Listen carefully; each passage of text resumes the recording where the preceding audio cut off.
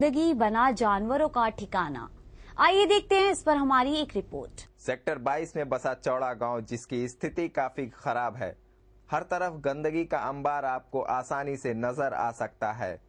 यहां के निवासियों का कहना है कि सफाई तो यहां करवाई जाती ही नहीं है, क्योंकि उनके द्वारा कई बार शिकायत यहां के सफाई कर्मचारियों को दी गई है, लेकिन उस शिकायत का कोई भी असर नजर नहीं आता। निवासियों का कहना है कि सबसे ज्यादा आश्चर्य इस बात पर होता है कि पास में ही एक स्कूल भी है। बच्चों के स्वास्थ्य के लिए ये गंदगी काफी हानिकारक साबित हो सकती है।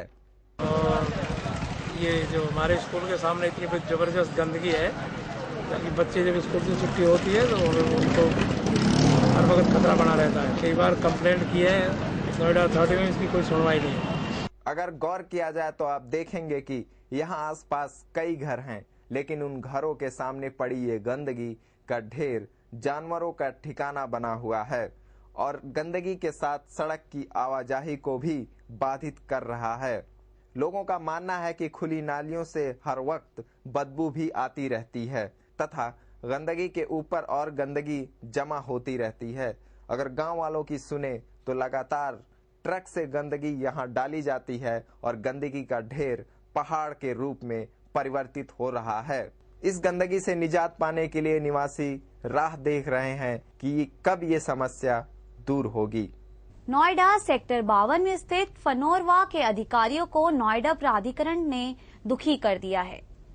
आरडब्ल्यू के अधिकारियों द्वारा बार बार शिकायत दर्ज कराने के बाद भी नोएडा प्राधिकरण 10 से मस नहीं हो रहा।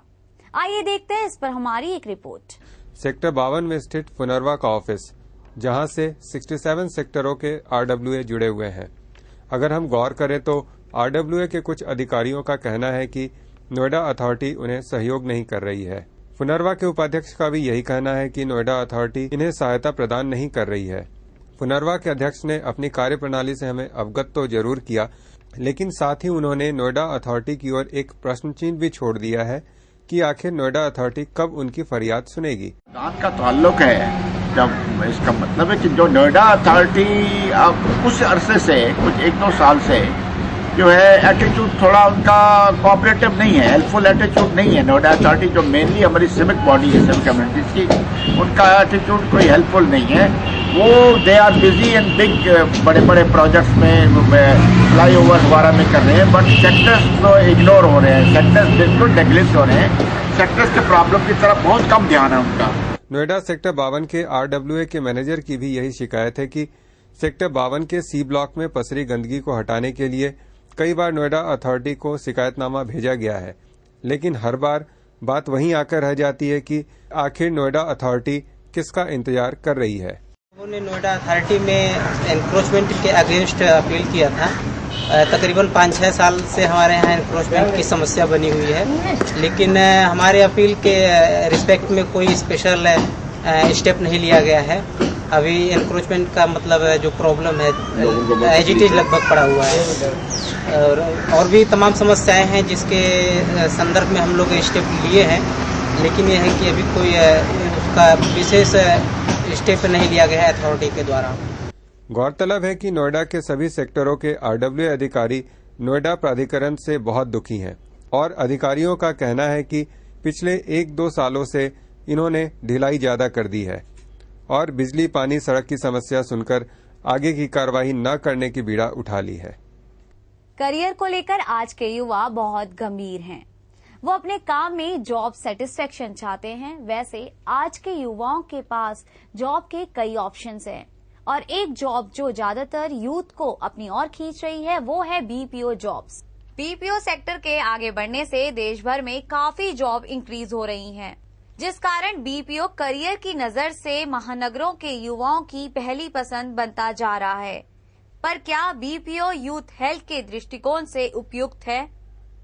क्या इस तरह से 24/7 वर्क आवर में काम करने का नुकसान उन्हें नहीं उठाना पड़ता? इस बात को खारिज करते हैं जस्ट डायल के group vice president mister Shyam S Khattar. जब स्टार्ट करते हैं तो स्टूडेंट्स आते हैं और उनको लगता है थोड़ा टाइम काम करेंगे, लेकिन हमारा ओवरऑल मॉडल ऐसा है और काम करने का ऐसा हमने माहौल दिया हुआ है कि लोग आते हैं शुरू में टाइम पास करने के लिए, तफरी करने के लिए, पर धीरे धीरे वो जुड़ते चले जाते हैं। और मेरे पास स्टाफ हैं जो 8 साल, 10 साल, 12 साल से काम कर रहे हैं and who are making their career here, who have made their career, जिन्होंने कैरियर बनाया अपना। जस्ट डायल में कार्यरत एम्प्लॉय ने भी बीपीओ को युवाओं के लिए अच्छा करियर माना है। कुछ ना कुछ नया करना, नई स्कीम्स निकालना जिससे पर्सन और मोटिवेटेड हो। उन्होंने कैसे, आपको क्या फायदा हुआ? इससे खुद के सेल्फ जो है कॉन्फिडेंस इंक्रीज होता है, फर्दर प्रमोशंस मिलती है और ज्यादा मोटिवेशन होकर और अच्छे से काम, फोकस वे में काम कर सकते हैं। यहाँ पे इतने बड़े बड़े एंटरप्रेन्योर्स हैं, यहाँ इतने लोगों को बिजनेस दिया जाता है, ये बेस्ट पार्ट है इस कंपनी की। यहाँ सिर्फ एक कस्टमर के बारे में नहीं, यहाँ सभी के बारे में सोचा जाता है, क्योंकि कंपनी जो है इनिशियली 500 रुपए से स्टार्ट होकर आज 5 करोड़ से ज्यादा वर्थ का एक महीने का टर्नओवर है एक ब्रांच का। बाकी स्ट्रेस रिलीज करने के लिए यहाँ पे एरोबिक्स किया जाता है। 5 days वर्किंग अब तो कंपनी ने किया है। उनका कहना है कि समय समय में उनके हेल्थ चेकअप की व्यवस्था की जाती है। वैसे कई अच्छाइयों और कई बुराइयों के बावजूद बीपीओ युवाओं को अपनी ओर आकर्षित कर रहा है। नोएडा से ब्यूरो रिपोर्ट, पहली खबर। श्री योग वेदांत समिति नोएडा द्वारा आईपी एक्सटेंशन उत्सव ग्राउंड में सत्संग आयोजित किया गया। श्री आशाराम बापू जी की छत्र छाया में 19 व 20 जनवरी को सत्संग किया गया है। 19 जनवरी को बापू के शिष्य सुरेशानंद जी महाराज ने अपने प्रवचनों से लोगों के मन व मस्तिष्क में शांति पहुंचाई। चलते चलते एक बार फिर नजर डालते हैं आज की प्रमुख खबरों पर। बाप का बदला लेने के लिए मांगी फिरौती। सरकारी स्कूलों की बुरी है स्थिति। समस्याओं से घिरा हुआ है गिजोड़ गांव। चौड़ा मोड़ पर पसरी है गंदगी। आरडब्ल्यूए की बात अनसुनी कर रहा है प्राधिकरण। युवाओं को अपनी ओर खींच रहा है बीपीओ। आईपी एक्सटेंशन में चल रहा है बापू का सत्संग। आज के लिए बस इतना ही। कल फिर मुलाकात होगी, तब तक के लिए